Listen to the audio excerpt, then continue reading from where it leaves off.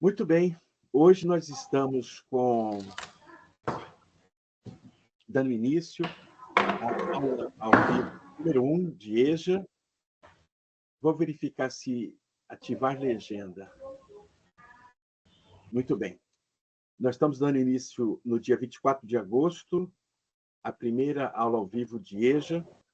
Desejo à Milene, que está aqui comigo, e a todos que vão assistir a gravação depois, que sejam bem-vindos ao semestre. Nós vamos começar.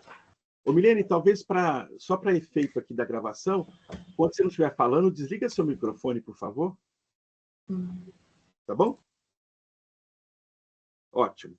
Então, gostaria de começar, primeiro, além dessas boas-vindas, lembrar que nós temos agora, sendo a EJA uma disciplina do 6º período, para quem já cursou 80% ou mais do curso, nós teremos ENAD nesse ano de 2024 da pedagogia. Vocês certamente serão avisados, aqueles que estão habilitados a participar do ENAD, que vai acontecer no dia 24 de novembro, um dia depois da nossa avaliação presencial. Então, vai ser um final de semestre bem puxado. Mas a Flávia, que é a nossa nova coordenadora, vai avisar a respeito dos processos que nós vamos desenvolver aqui sobre o apoio a vocês na preparação para o ENAD.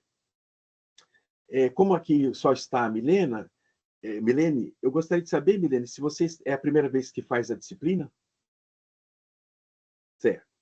Eu gostaria de sondar para saber se tem alguém repetindo, porque isso pode fazer conexões com nossos objetos de estudo aqui.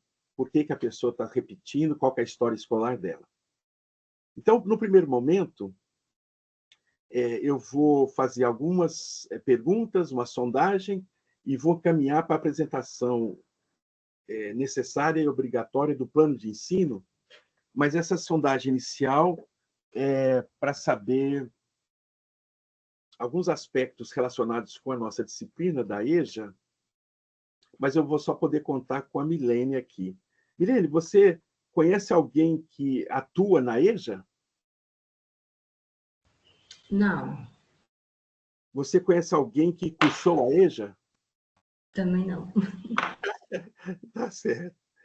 Então, quando a sala tem um número maior, isso pode desencadear algum tipo de conexão com os nossos temas de estudo. A Natália está chegando. Bem-vinda, Natália. Você nos ouve bem? Depois você dá um retorno aqui. Eu estou mantendo aqui o fundo do meu escritório porque eu não consegui colocar o plano de fundo da FUMEC. Tem alguma coisa aqui no sistema que não me dá condições de fazer isso. Efeitos de vídeo e configurações, não existe para mim aqui aplicação de um fundo próprio. Então, talvez eu mantenha esse aqui. Vamos ver se ele fica mais neutro. Eu escolhi um aqui. De repente pode ser este. Fica mais neutro na direção do que a FUMEC propõe. Eu ativei as legendas em português exatamente para poder a aula ser uma aula mais inclusiva. Isso é uma exigência do MEC. Então, se a gente sonda quem atua, quem conhece alguém que cursou a EJA, qual que é o objetivo? É perceber o tipo de perfil desses sujeitos que estão nessa condição. E a gente percebe que o título da disciplina, Educação de Jovens e Adultos, nós temos aí a inclusão dos jovens a partir dos 15 anos, para quem não terminou a escola regular, a partir daí nós temos a inclusão dos jovens. Mas nós devemos lembrar que, durante o estudo dessa disciplina, vocês perceberão que, historicamente, a modalidade EJA ela tem se apresentado, a educação de adultos, melhor dizendo, ela tem se apresentado no Brasil, historicamente, desde os anos 1920. Era voltada inicialmente para adultos e adultas, e com as condições do sistema educacional brasileiro, isso a gente vai estudar aqui na disciplina, essas condições que muitas vezes implicam a evasão, o descontentamento com a escola, essas condições têm levado os jovens de 15 a 18 anos a não fazerem a conclusão na idade ideal, então vão recorrer à modalidade EJA. Estou aqui com a Vilma. Você está me ouvindo bem? Sim, sim, estou. Ô, Vilma, agora que você está aqui, eu já sondei a Milene. Eu gostaria de saber se você conhece alguém que atua na EJA. Que atua? Na EJA, na educação de jovens e adultos. Alguma professora, algum professor? Não, não. Para mim, tudo está sendo muito novo. Tá, e você conhece? Não, isso é de conhecimento prévio. Nós estamos fazendo uma sondagem no início da aula. E você conhece alguém que já cursou a EJA? Não. Isso é uma sorte. Porque dependendo da onde a gente está inserido, isso significa que vocês duas que estão aqui comigo, a Natália não deu retorno, não estão num contexto social que tenham pessoas que tiveram que apelar para essa modalidade porque não teve condições de cursar a escola regular. Então, para você entender, Vilma, nós estamos fazendo uma sondagem exatamente para apresentar o plano de ensino. Para a gente pensar nos sujeitos da EJA, para a gente pensar no perfil da professora e do professor da EJA, lembrando que, na maioria das vezes, como vocês percebem que é na FUMEC, atualmente eu sou o único homem professor aqui. Todo o resto da nossa equipe docente, do nosso coletivo, é composto por mulheres. Isso é um sintoma. Se a gente pensar historicamente, lá no final do século XIX, tanto devido às lutas das mulheres pelo direito ao trabalho, dado a nossa sociedade patriarcal e machista, depois de tanta pressão, eles decidiram, aqueles homens que tinham poder no final do século XIX, pais, maridos,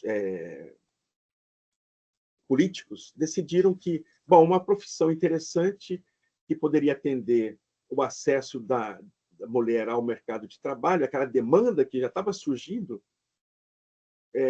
se a gente liberasse, eles pensaram assim, vamos liberar para elas a profissão, o ofício docente.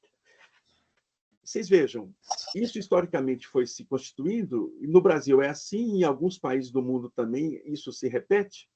Vocês têm uma ideia de qual o sentido de os homens, maridos, pais, políticos, liberarem a mulher para a profissão docente? Qual que era o objetivo no subtexto desta liberação para que elas se tornassem professoras e pudessem ganhar seu próprio dinheiro sendo professoras? Naquele tempo, professor da educação básica seria o equivalente ao grupo do primeiro ao quarto ano, ginásio do quinto ao oitavo, mas inicialmente a gente tem todo um avanço que foi uma grande conquista primeiro ter o grupo escolar. Então, vamos pensar nessa professora do final do século XIX, do século XX, como uma professora do grupo escolar. Qual era o que estava no subtexto dessa liberação para que elas se tornassem professoras? Vocês têm uma ideia? Como mulher, aqui durante o curso, com as disciplinas que vocês cursaram anteriormente, vocês já criaram uma noção do que está por trás dessa liberação para as mulheres serem professoras? Vocês têm noção? Eu tenho, mas não sei como te dizer isso. Mas fala com as suas palavras, porque aqui nós vamos abrir um espaço dialógico. Fala com as suas palavras. Sei, porque é um tempo, né? Naquela época, no século XIX, já era, né? A forma, né? Das pessoas verem o homem, né? Ver a mulher, né? Sobre a educação, de querer aprender, querer crescer e ter mais conhecimento, eles não não aceitava muito bem isso, né? E com o passar do tempo, as coisas foram mudando, não sei, não é isso, não. Eu digo mais ou menos por mim, não sei, talvez eu esteja errado, porque há uns anos, muito tempo atrás, eu não podia estudar, sabe, da forma de ver, sabe? E eu cheguei a fazer a 8ª série escondido, acredita? Eu ia para a escola escondido. Não estou te ouvindo. Deixa eu abrir meu microfone. Você fazia escondido do seu pai? Não, do meu marido. Ah, do seu marido. Então você já teve. Então a sua história de vida é uma sondagem que nós estamos fazendo aqui, vai nos ajudar. Então você não cursou a educação básica, o fundamental, do 1º ao 8º, na idade ideal. Você fez mais velho. Não, não, Ah, não, eu cheguei à 7ª série e eu já me casei, né?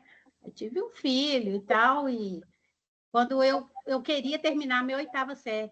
Aí foi aonde depois eu comecei, me matriculei e comecei a estudar, sabe? Eu levava meu filho para a escolinha e ia estudar depois de um bom tempo que eu fui dizer que eu estudava. Então, assim, na cabeça das pessoas, né, mais passado, era muito...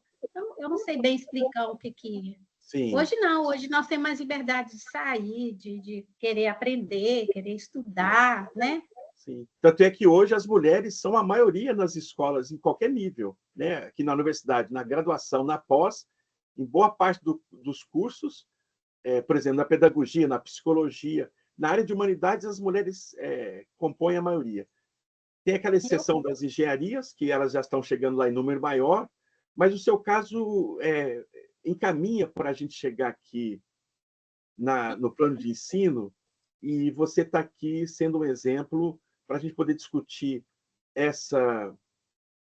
qual a diferença em se afirmar nos documentos que você não fez enquanto Vilma, sujeito, você não fez, não cumpriu, não completou o ensino fundamental na idade certa, que é como os documentos oficiais tratam, e como aqui nós na FUMEC, nessa perspectiva mais crítica, nós adotamos como melhor expressão idade ideal. Depois nós vamos discutir qual que é a diferença.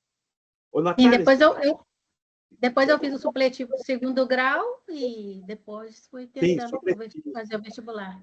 sim, supletivo, que era uma alternativa à EJA que nós temos hoje. É. Acho que hoje não existe Eu mais. vi o vídeo, eu até vi o vídeo, algum vídeo da aula, os depoimentos, né, das mulheres, né, bem mais velhas, voltaram a estudar, o porquê que não estudaram. Sim, mas você viu Fico isso vendo os vídeos. Eu vi nos os vídeos das aulas, sim, assisti. os vídeos disponíveis da aulas de EJA, certo? Ô, Natália, você não estava nos ouvindo? Bom dia, seja bem-vinda.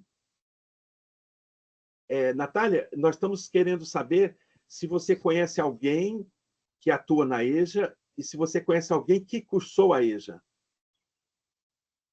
Atualmente, bom dia, né? Bom dia. Eu conheço só uma colega de trabalho, mais ou menos, que eu faço alguns trabalhos no final de semana, de freelancer. Aí tem uma mulher na cozinha que ela tá fazendo EJA Uhum. à noite, não sei aonde. E de professor, eu conheço gente que já atuou, mas não atua mais. Ah, muito bom. Essa sondagem é para a gente poder entender qual é o nosso plano de ensino e aonde nós vamos chegar aqui. Então, nós estamos pensando, você já deu uma pista, Natália, porque você pode pensar aqui, na hora que a gente for discutir o perfil dos sujeitos, você vai pensar muito nessa sua colega que trabalha na cozinha, você vai descrever para a gente as condições interseccionais de gênero, que ela é mulher, condições sociais, condições étnicas, e a gente pode quase que antever, se ela está no trabalho que é considerado subalterno, um trabalho pesado, difícil, a gente pode quase que inferir que ela é pelo menos parda ou preta negra, dependendo da convenção que a gente estabelece. Uhum. Então, a gente vai... E se ela está na EJA, nós já podemos pensar que isso é uma pista para um perfil. Nós estamos vendo aqui na fala de Vilma uma condição de que ela foi impedida, no primeiro momento, de cursar a escola, de continuar o ensino fundamental, devido o que a gente pode falar aqui, com todo cuidado, ao machismo, à educação que o marido dela tinha. Né? Então, nessa direção, nós estamos caminhando aqui para fechar aquela pergunta que eu fiz no início aqui. Por que as mulheres foram liberadas para trabalhar na educação no final do século XIX? Para a gente poder entender a estrutura do machismo que vigorou lá intensamente, desde os mais remotos tempos, até agora, mais recentemente, que ainda está muito vigente, mas as mulheres conquistaram a duras penas muitos direitos. Então, vou fechar aquela discussão, para a gente não perder muito tempo, afirmando o seguinte: o pensamento dos homens no final do século XIX, ao liberarem as mulheres para especificamente a profissão docente, é porque havia ali, para eles, uma vantagem que era a seguinte: elas sendo professoras, estudando para serem professoras, elas estariam preparadas para serem melhores mães. Quase que a profissão docente era uma preparação para a maternidade. Se a professora fazia o normal e ia ser professora com 18, 20 anos, às vezes ela não era casada, ou se fosse casada ainda não tinha filhos. Então havia uma associação profunda em pensamento dos pais, dos maridos, que era uma forma de a filha e a esposa não ficar longe daquela demanda do machismo, que é a mulher ser responsável pelo lar. Então, vocês vejam que, historicamente, nós temos aí já uma constituição desse perfil da professora da EJA, porque vocês verão que boa parte, eu pelo menos só conheço mulheres, há um ou outro caso de homens que atuam na EJA, mas, dadas as condições de trabalho, como é uma condição precarizada, vocês podem perceber que, historicamente, os trabalhos precarizados ficam para as camadas da população subalternas, economicamente, socialmente e no gênero. Percebam que as mulheres estão lutando por igualdade de direitos no salário há muito tempo. Então, essa é uma luta constante de vocês. Então, tomar consciência de vocês, mulheres. Aqui nós temos alguns homens, mas eles não aparecem, pelo menos na aula de hoje. É pensar que essa consciência da sua condição feminina vai ajudar vocês a entenderem muito do que nós vamos discutir aqui na EJA. E perceba que eu estou falando feminino. Por que é a EJA e não o EJA? Porque muitas vezes a gente confunde com o ensino fundamental, ou ensino médio, mas nós temos a educação infantil. Às vezes se faz uma confusão que a EJA é uma etapa da educação. Vocês sabem a diferença entre etapa da educação e modalidade? Por exemplo, a gente pode afirmar aqui, já nessa primeira aula de sondagem de conhecimentos prévios, primeiro, afirmar que a gente vai sempre usar o feminino, porque a EJA. Por que vocês acham que a gente tem que falar a EJA e não o EJA? Por quê? Por que é a EJA e não o EJA? Porque a parte da pedagogia, o ensino, é mais procurado pelas mulheres ou não? Não, não. Não, né? Está fria a sua resposta. Não? Está fria. Não faça disso não, porque senão a gente estaria reforçando, viu? Mas sua resposta é boa, porque ela dá mais para a gente... Eu digo assim, pelo tempo do... não, é agora, mas é atual, realmente. Vamos só combinar de quando a gente tiver... Vamos combinar, porque a gente está gravando. Vamos combinar de quando um estiver falando, o outro espera, tá bom? Tá bom.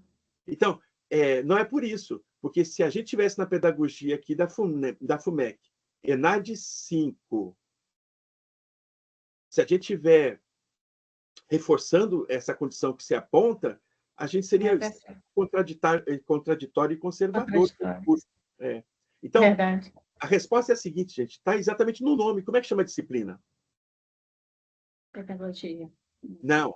Pedagogia é o curso. Essa disciplina que vocês estão cursando agora. Ah, tá. Como é que chama? Vamos lá, gente. Vocês Educação de adultos. Exato. É a educação de jovens e adultos. Então, é a EJA porque a gente se refere à educação. Então, de imediato, vamos fazer uma distinção entre modalidade de ensino, que é a EJA, e não etapa da educação, como são o ensino fundamental, o ensino médio e a educação infantil. Porque a EJA, como nós veremos durante as nossas aulas, e vocês já estudarão isso no livro didático, ela não tem EJA para educação infantil, não faz sentido, né? Porque ela visa aos jovens e aos adultos, e hoje em dia idosos também. A gente considera, pela legislação, idosos 60 mais, dependendo do lugar, 65 mais, mas a partir de 60 já tem direitos sociais com essa classificação de idosos e idosas. Então, nós temos EJA como modalidade sendo ofertada para quem precisa cursar o ensino fundamental e o ensino médio. Então, não existe uma especificidade assim, não existe uma etapa chamada EJA, mas ela está na fronteira entre o ensino fundamental, para aquele jovem que não completou o ensino fundamental, fez a o quinto, sexto ano, e falta fazer o sétimo, oitavo. Então, ele completa o ensino fundamental, depois faz a EJA no ensino médio. Então, existem essas duas opções. Por isso que é modalidade e não etapa. Então, outra questão que a gente tem que lembrar hoje é que, pensando nesse perfil dos nossos sujeitos que frequentam a EJA, o risco que nós temos que evitar de, como professora, que vocês são a maioria, então eu sempre vou usar o feminino, que trabalha na educação infantil, no Fundamental 1, que é onde a pedagoga atua. Imagina que você se encante com as discussões da EJA e já é professora da educação infantil, ou do 1º ao 5º, e deseja concursar, procurar uma vaga na EJA. O grande risco que se corre muitas vezes é achar que você, como já trabalhou no ensino fundamental com crianças e jovens, você pensa que pode levar a sua abordagem, as suas práticas, a sua metodologia para a EJA. Isso é um grande engano, porque muitas vezes você tem ali jovens de todas as idades, e adultos e idosos, simultaneamente numa mesma turma, e você pode cair num grande e grave erro, que é infantilizar os sujeitos. Porque uma vez que nós trabalhamos a sua experiência na educação infantil, no ensino fundamental como pedagoga, não vai ser útil lá, porque nós temos que pensar nas especificidades da EJA, do público desses sujeitos, e aquelas demandas que são esclarecidas ao longo do livro didático, das nossas aulas 2 e 3, que complementam essa, porque a gente sempre deixa a aula ao vivo 4 para fazer uma revisão dos conteúdos e uma preparação para a avaliação presencial, que vai acontecer no dia 23 de novembro. Então, nessa direção, a gente tem que perceber que tudo que você sabe da experiência com a educação infantil e com o Fundamental 1 vai ter que ser transformado para que aquela experiência docente, enquanto planejamento, enquanto habilidade de desenvolver as suas pesquisas, você vai levar para a EJA, mas lá a abordagem e as práticas são fundamentadas em outros conceitos. Por exemplo, é fundamental a gente considerar os conhecimentos prévios, porque, diferentemente das crianças, que têm pouca experiência de vida, e dos jovens também, até o 5º ano, crianças de 10 anos, às vezes já estão querendo se chamar de pré-adolescentes, tem muito pouca experiência de vida, 10 anos de vida. Enquanto você tem lá alunas que estão lá na EJA, com 40, 50, 60, 70, 80, 90. Eu, quando trabalhei com extensão, com a chamada terceira idade, essas pessoas que são 60 mais, eu tinha aluna de 50 e poucos anos até 94.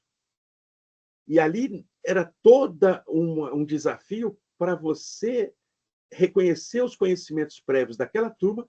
Eu tinha cerca de 20, 25 frequentes mesmo, porque eles se interessavam bastante pela extensão, que havia aqui um núcleo de extensão na FUMEC. Eu atuei lá até que foi cancelado devido à pandemia e à crise que houve depois da pandemia. Mas a minha experiência de lá eu vou partilhar com vocês em vários momentos, porque eu tenho experiência desde a educação infantil, trabalhei como professor substituto do maternal, antigamente chamado assim, da educação infantil. Eu tinha uma turma regular de jardim, hoje seria educação infantil das crianças de 4, 5 anos, no caso, eu era uma criança de 5 anos, depois trabalhei com jovens de 7º, 8º ano, fui professor Waldorf no ensino médio, trabalho com vocês aqui na FUMEC, na graduação, estou aqui há 12 anos, trabalho na pós-graduação também, e aqui na FUMEC e na PUC. Então, é uma experiência que eu venho constituindo desde o berçário até... No berçário, eu trabalhei num centro lúdico de interação e cultura, CLIC, que tem aqui até hoje no bairro Sion, Carmo Sion. Então, eu trabalhei com crianças de berçário, maternal. Tem uma experiência que eu vou trazer aqui a favor de vocês o tempo todo. Então, nesse sentido, a gente percebe que para cada etapa, tanto da educação como faixas etárias distintas, nós, enquanto professoras e professores, temos que ter práticas, abordagens e movimentos no planejamento que são bem distintos. Então, a EJA vai exigir de nós um tipo de planejamento que envolve os conhecimentos prévios, porque uma pessoa de 60, 70, aquela que eu tinha de 94 anos, uma senhora que sentava no fundo da sala, inesquecível, sempre participando, sempre ativa, chegava sozinha, dirigia sozinha, super lúcida. Tinha naqueles encontros ali uma importância muito grande para ela. Então, nesse sentido, nós temos que considerar esses conhecimentos prévios. Então, exige da professora que se interessa pela EJA uma formação complementar, continuada, uma pós-graduação curta, um mestrado, todo um caminho que vai se assemelhar ao encanto que a professora Crisley demonstrava quando ela estava aqui regendo essa disciplina até o final de agosto do ano passado, agosto, setembro. Ela saiu em setembro aqui da FUMEC e eu a substituí. Nós já tínhamos trabalhado interdisciplinarmente e eu tenho nela uma grande inspiração. Então, nessa direção, já alertamos para a gente não infantilizar os sujeitos, porque os tempos na EJA são menores do que os tempos que as crianças têm para fazer a educação regular, né? A etapa regular. As crianças vão para a escola para brincar, para estudar, elas ficam ali dos 1 ano e meio, 2, até os 18 anos, como os jovens, cursando as etapas na idade ideal. Então, você veja, 16 anos na escola. Enquanto quem não teve as condições, por negligência do Estado, dos governos, jovens e adultos, vão fazer isso, a gente chamaria, numa expressão popular, a toque de caixa, muito condensado, mas isso não implica menos qualidade, porque vai depender da gestão da sala, da escola, da coordenação e daquela professora que atua. Porque você tendo um trabalho consistente, freiriano, baseado na proposta de Paulo Freire, que a gente estuda em currículo, que a gente estuda em relações étnico-raciais, que a gente vai estudar aqui na EJA. Paulo Freire atravessa vários... Isso as disciplinas que eu faço a regência, que eu faço a mediação com vocês. Imagina a quantidade de outras disciplinas que o Paulo Freire está lá sempre como referencial teórico forte. Vocês podem lembrar uma lista, não é? Então, nessa direção, com base nessa perspectiva freiriana, nós podemos fazer de uma maneira densa, condensada, porque na EJA a gente trabalha não com aqueles anos regulares, mas a gente trabalha com ciclos, com blocos temáticos. Isso exige uma disponibilidade, uma coragem e um conhecimento vasto, porque, via de regra, blocos temáticos, ciclos, nós trabalharemos os componentes curriculares, matemática, geografia, história, ciências, todas que você puder imaginar, em ciclos que são bem mais curtos. Porque a pessoa idosa, o adulto lá, não tem todo o tempo da sua vida, não é? Muitas vezes estão ali, depois que criaram os filhos, hoje até criam netos, estão ali retomando essa liberdade que a Vilma se referiu a ela, de poder voltar a estudar, liberta dos filhos, liberta do marido, que muitas vezes são muito maridos machistas, ou que já faleceram. Então, elas voltam à escola porque elas querem conquistar a escrita do próprio nome, querem conquistar depois à leitura, para se libertar quando saem ao mundo, sem precisar de ficar pedindo alguém para indicar quando que o ônibus dela está passando. Então, são condições assim que nós vamos trabalhar aqui durante nossos encontros para perceber a importância enorme que uma professora bem preparada tem quando ela está diante dos sujeitos da EJA, jovens e adultos. Lembrando que jovens foram incluídos porque, inicialmente, todos os planos eram voltados para os adultos, mas os jovens foram se afastando. Começou a haver altos índices de evasão escolar, então a EJA teve que assumir esse nome, incluindo os jovens aí, por causa da nossa própria condição de baixa qualidade do sistema educativo do Brasil. Então, você já tem uma visão geral do que nós temos, então está na hora de eu passar para vocês rapidamente a ementa, os objetivos, para a gente poder ter uma consciência do que nós vamos trabalhar, lembrando sempre que é preciso ter consciência de que o plano de ensino, as orientações, estão postados lá no Fique Ligado, e tem avisos que eu coloco no fórum de notícias.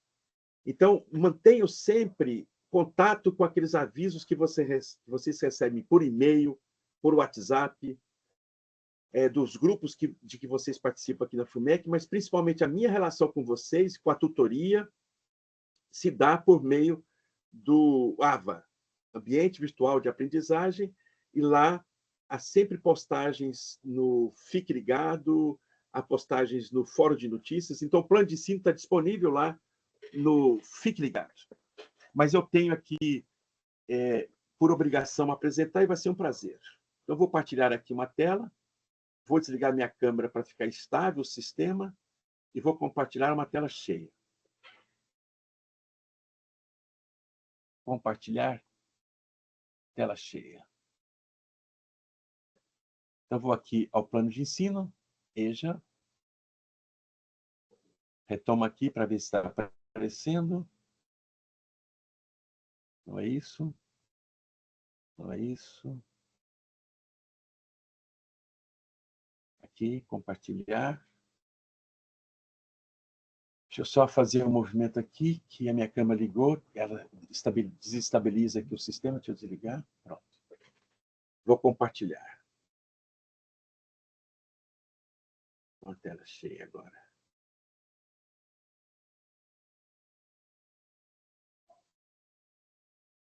Está aparecendo para vocês o plano de ensino? Sim. Muito bem. Eu quero focalizar na ementa, e nessa sondagem que eu fiz com vocês, vai ficar claro que muito do que está colocado aqui como ementa e objetivos, eu já trouxe aqui no meu diálogo com vocês, e agradeço muito a presença de quem pôde estar aqui conosco hoje.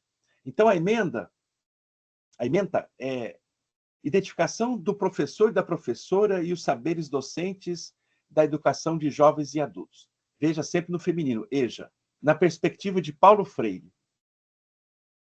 O espaço e os atores envolvidos no processo educativo da EJA, que eu estou chamando aqui o tempo todo de sujeitos. O texto, o material didático, muitos artigos que vocês lerão, se refere a sujeitos da EJA. Então, atores, sujeitos, são sinônimos.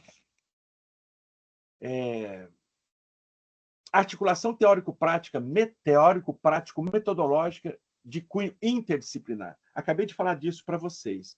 Nós temos, então, um desafio gigantesco, que é exatamente como a gente vai trabalhar em ciclos, com blocos temáticos que surgirão da sondagem dos conhecimentos prévios que vocês farão. Você tem ali objetivos da BNCC para o ensino fundamental, em geografia. Tem objetivos da BNCC em geografia no ensino médio. Você não tem tempo de dar toda aquela listagem de conhecimentos, habilidades que estão listados lá para a etapa regular, para quem vai estudar e cumprir na idade ideal. Depois, não me esqueçam de pedir, que eu estou me referindo o tempo todo, idade ideal e não idade certa, como está nos documentos, que eu sondei no início e fiz uma crítica aos documentos oficiais, e nisso eu acompanho a Crisley. Nós preferimos aqui na FUMEC idade ideal. porque... vou aproveitar e falar disso para vocês agora, porque se tem a ver com articulação teórico-prático-metodológica do cunho interdisciplinar, tem a ver com o seguinte: eu estarei lidando ali com pessoas com muita experiência de vida. Então, não posso ficar ali me atendo a detalhes que levam 5, 6 anos para discutir. Eu tenho que buscar o essencial. Isso vai demandar muita experiência da professora, da EJA, para você, naquele ciclo, cumprir todas aquelas metas estabelecidas pelo seu planejamento. E quando a gente fala idade certa, nós temos um problema. Porque se você... A Vilma, por exemplo, se valesse mesmo, filosoficamente, o termo, a expressão idade certa, a Vilma está no lugar errado. Ela está fazendo a faculdade fora da idade. Não é, Vilma? E a gente não pode... Verdade. A gente não pode considerar... Comparando a Natália com a Milene, as duas estariam dentro do padrão da idade certa do documento oficial. Mas a Vilma não. E por que a Vilma não tem o mesmo direito de fazer pedagogia, está cursando o 6º período, de ombro a ombro com a Natália e com a Milene e outras jovens aqui? Ela tem todo o direito. Então, politicamente, o termo correto que a gente oferece para vocês, mais correto, mais politizado, o termo, ou melhor, a expressão é idade ideal. Aí fica claro. A gente pode falar assim, vejam a diferença da expressão. A Vilma está conosco no 6º período da pedagogia FUMEC, ENAD 5, nota máxima, na idade errada. Ela não está na idade certa. Vamos fazer assim. A Vilma está conosco aqui no 6º período, mas ela não está cursando na idade certa. Isso é um problema. Isso pode afetar a autoestima da Vilma, porque esse termo, essa expressão, não corresponde à verdade. Ela não teve condições. Ela foi oprimida, ela foi boicotada, ela não teve condições, ela foi cuidar da casa, da família. Então, eram outras condições temporais, históricas, quando ela estava com a idade que vocês têm agora. Nesse sentido, como que a gente deixa a Vilma numa condição mais inclusiva? A gente fala assim, a Vilma está presente aqui hoje na aula, está cursando conosco o 6º período de pedagogia na FUMEC, não está na idade ideal, mas é na idade possível, em que ela teve condições, depois de muita luta, para cursar uma graduação. Aqui ela e todo mundo neste Brasil tem direito. Mas nós veremos que, embora esteja no documento, no papel, que todos têm direito à educação, que todos têm direito a uma educação de qualidade, isso não está acontecendo. Essa discussão crítica nós estamos fazendo o tempo todo aqui, desde o 1º período, desde humanidades, desde história da educação, onde eu estive e estou. Então, humanidades eu dava no 1º período, ela passou para o geral FCH. Mas humanidades do 1º período, eu discuti essas questões político e históricas. Nós temos aqui no 2º período História da Educação, em que esse tema volta. Cadê a educação de qualidade? Cadê o acesso 100% da população brasileira que tem direito à educação básica? Do berçário ao ensino médio, em escola pública. O berçário, educação infantil e fundamental, por conta da prefeitura. Geralmente, o Estado cuida do ensino médio, do Fundamental 2, dependendo das condições. Tem uma distribuição aí entre os entes entre os entes do Estado, ficando de responsabilidade federal as universidades, quando é possível a gente acessar a universidade pública. Mas vocês vejam, se vocês estão aqui na FUMEC pagando mensalidade, mesmo que vocês paguem impostos, uma pergunta para se fazer é por que vocês não estão na universidade pública? É uma preferência, o custo daqui é tão interessante, superior ao da Federal e da UENG, que vocês preferiram a FUMEC pagar uma mensalidade, fazer um esforço? Ou mesmo que nós tenhamos ENAD 5, como o FMG e como a UENG, vocês estão aqui porque não tiveram condições, devido à educação básica que tiveram, de, com o Enem, entrar na universidade pública? É uma pergunta. Vocês podem me responder? Vocês estão aqui por uma opção política, porque tinham condições de, pelo Enem, entrar na Federal, Ou tentaram a federal e não conseguiram, tentaram a UENG e por isso estão aqui? Sejam bem francas. Não, eu não. Eu não Não, cheguei a tentar, não. Não, você eu já vim Você- direto. Eu tá. não Você nem tentou a tentei. federal. Mas qual foi a sua motivação? Você não tentou, você tem um motivo. Por que você não tentou a federal, que é pública? Na época, eu sei, eu já comecei a fazer ela privada e, de repente, eu achava também que eu não ia ter tanto, assim, condições mesmo de conseguir uma vaga dentro da faculdade, que eu teria que ter mais estudo, sabe? Eu não sei, Entendi. Isso tem a ver com eu a não sua... quis nem arriscar. Aí eu Entendi. Isso tem comecei a a ver com a sua... estudar, fazer cursinho, fiz cursinho Sim. para tentar na FUMEC. Ah, muito bem. Você veja, de novo, Vilma, isso está vinculado com a sua história de vida, né? Totalmente com a sua história de vida escolar também.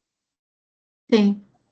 A ponto de você se inibir e nem tentar, nem fazer uma sondagem, porque você Não. tinha uma autocrítica severa, dizendo assim, pela escola que eu fiz, faz tanto tempo que eu estudei ensino médio, tanto tempo que eu estudei ensino fundamental, mas o Enem tem muito a ver com o ensino médio.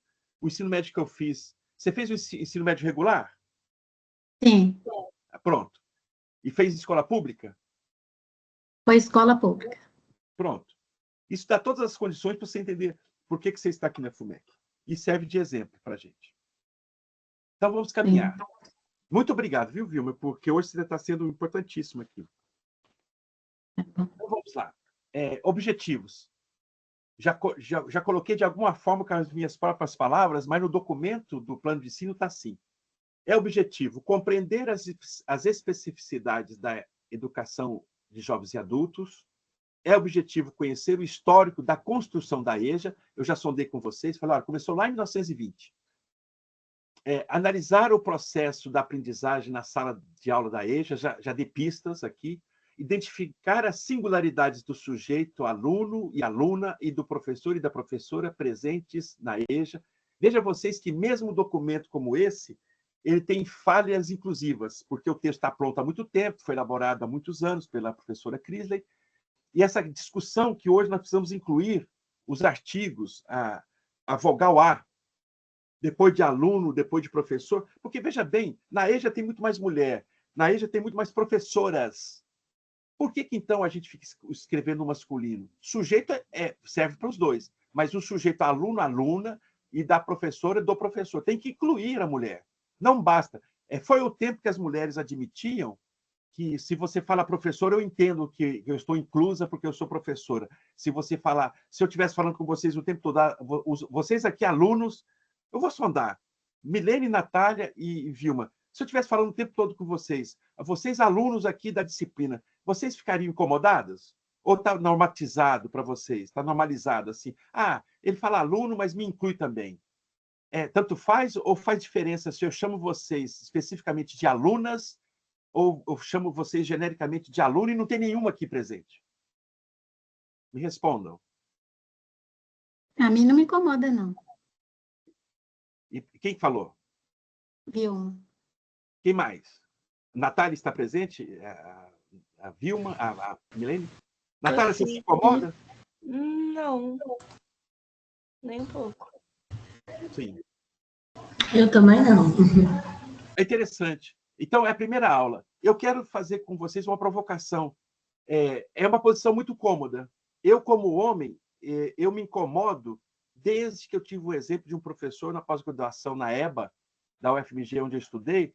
Eu estava fazendo minha graduação nos últimos períodos, oitavo, nono,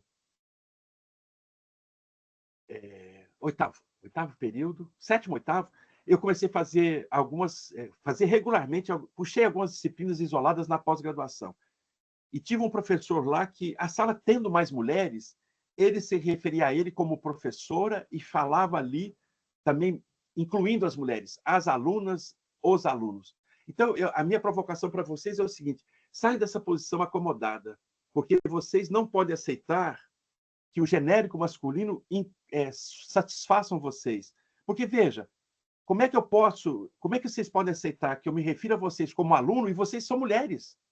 Vocês, alunos aqui da EJA, que estão aqui presentes. Obrigado, alunos. Milena, Natália e Vilma. Não podem aceitar, porque vocês são alunas. Então, não se trata de uma frescura, de mudar uma letrinha ou outra. É uma posição política no mundo. E eu estou provocando vocês porque essa provocação é para vocês pensarem que, para atuarem criticamente como pedagogas, seja na educação infantil, no ensino fundamental ou na EJA, essa postura é uma demanda contemporânea, dos dias de hoje. Eu não posso aceitar a submissão ao machismo, ao patriarcado. Ah, não me incomoda. Aí a pergunta, vocês não precisam me responder, para vocês pensarem dentro de vocês. Até que ponto o patriarcado e o machismo estão presentes na constituição de vocês enquanto mulheres? Pai, maridos, namorados, filhos, professores. Como é que está a presença dessas autoridades na vida de vocês? Porque eu tenho, quando eu faço essa provocação em outras turmas, não, me incomoda sim, eu quero ser chamada de aluna.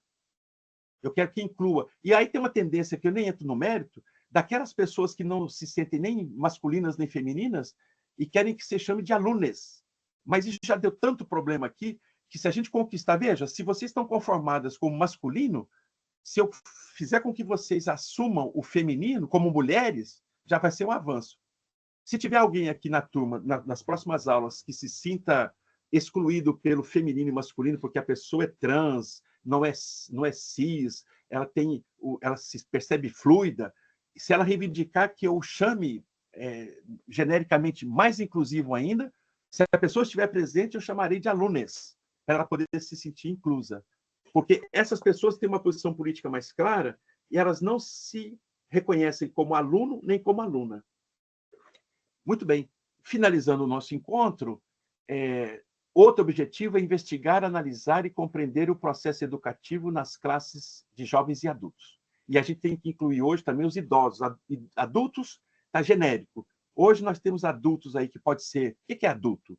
A partir dos 18, 21 anos até 59, seria essa categoria. Idosos já têm outros direitos, já têm outros reconhecimentos, 60 a mais. E, finalmente, um outro objetivo, conhecer metodologias didático-pedagógicas na EJA para atuação nos anos iniciais do ensino fundamental. Por que aqui a gente faz essa observação?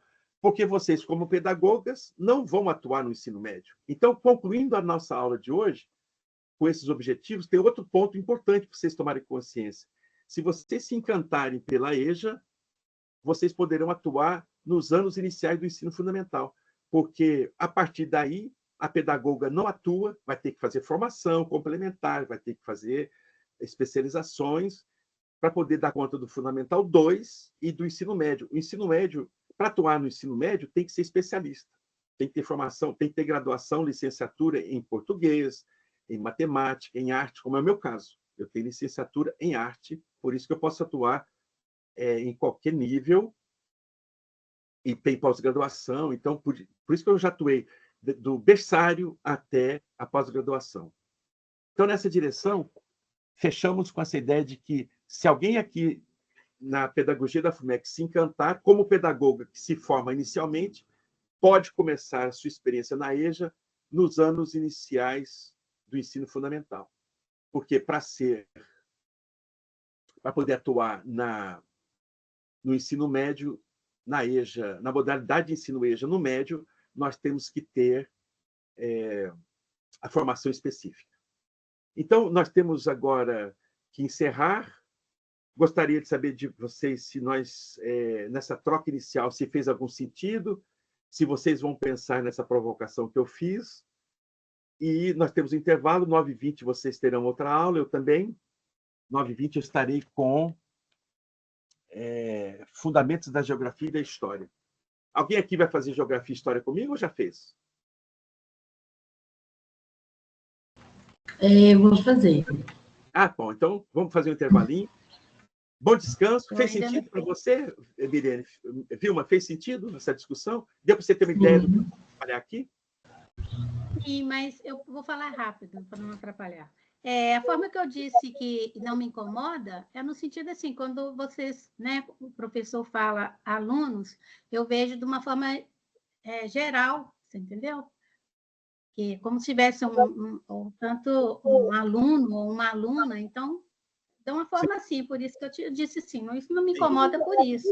Sim, Hoje tudo bem, tem as três, né? Nós Sim. três. Mas é a forma que eu vejo por isso. Então, mas eu estou despertando você para pensar o seguinte: se tivesse um homem aqui, eu falaria as alunas e o aluno, porque nós temos que incluir as mulheres. As mulheres hoje, Vilma, a geração mais nova, a minha filha tem 24 anos, ela não admite ser embutida no masculino, porque isso significa você discutir o patriarcado, discutir o machismo. Então, se tivesse um homem, ameaçou estar aqui o Nilmar, se o Nilmar estivesse, a minha posição crítica é: vocês, alunas e aluno, eu, professor, junto com as professoras aqui, porque não, esse conformismo está datado. É só para você pensar, não é a minha verdade. Eu entendi. E não é uma verdade. Eu entendi. É uma posição crítica para você perceber que as demandas das professoras atuais passam por isso. Porque você vai encontrar uma jovem na educação, no ensino fundamental, que você pode atuar, ou no AEJA, se você for trabalhar lá, que ela vai ter uma postura crítica, e você está despreparado. Para mim, tanto faz. Uma professora que está ali como mediadora tem que ter uma posição crítica. No seu pessoal, você fala, para mim, tanto faz. Mas, enquanto professor aqui, e você, enquanto professora, você tem que ter uma posição com horizonte mais amplo. Tem que incluir professor. Você verá nas minhas atividades, dá o maior trabalho. O primeiro bloco vai ser liberado dia 9 de setembro. Dá o maior trabalho você partir de textos que estão lá, machistas, representando o patriarcado. Eu sempre coloco professor e professor, entre parênteses, o A, aluna e aluno, os sujeitos da EJA, porque senão a gente não sai do lugar. Tá bem? Queridas, então, valeu demais. Eu vou terminar a gravação. A gente se vê em setembro, no dia 14. Vamos fazer um intervalinho, 9h20, a gente retoma lá. Obrigado, viu, pela presença de vocês. Obrigada a vocês. Tchau.